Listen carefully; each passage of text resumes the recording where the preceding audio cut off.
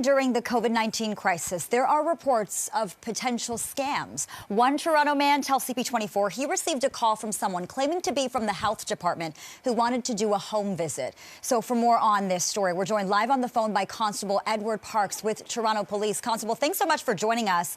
Really unfortunate to see people doing this during this really difficult time. I'm sure police have been notified.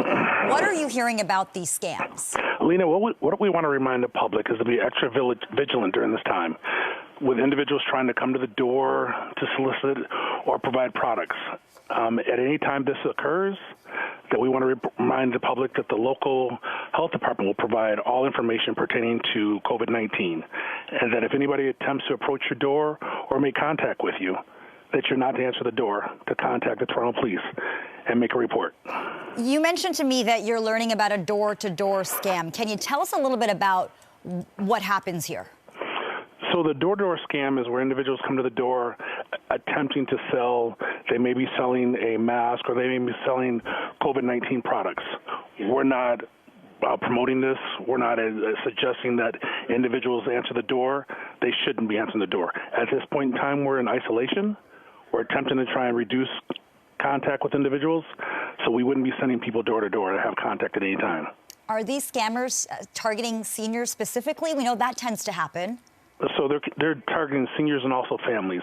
It's important that we all remember that at this point in time, during this time, that we all stay together, and if an individual approaches your door, to make contact with the police, and that we reach out and stay in contact with our family members to ensure that this doesn't happen.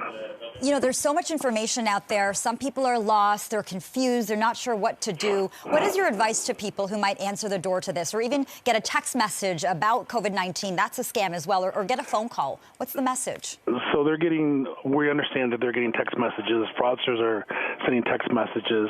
We're ensuring that the public health department is going to be putting out messages on the internet.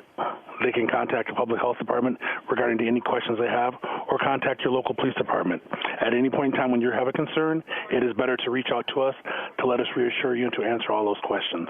I just got off the phone actually with an elderly man. He wrote into our newsroom, talked about this door-to-door scam, and said he was confused and he didn't know what to do. So what's your advice maybe for seniors who might be answering the door, getting a call? What should they do? How should they disengage? First thing they want to do is to not answer the door. There should be no individual going door to door making contact with them. At any point in time, if someone attempts to come to your door, don't answer it.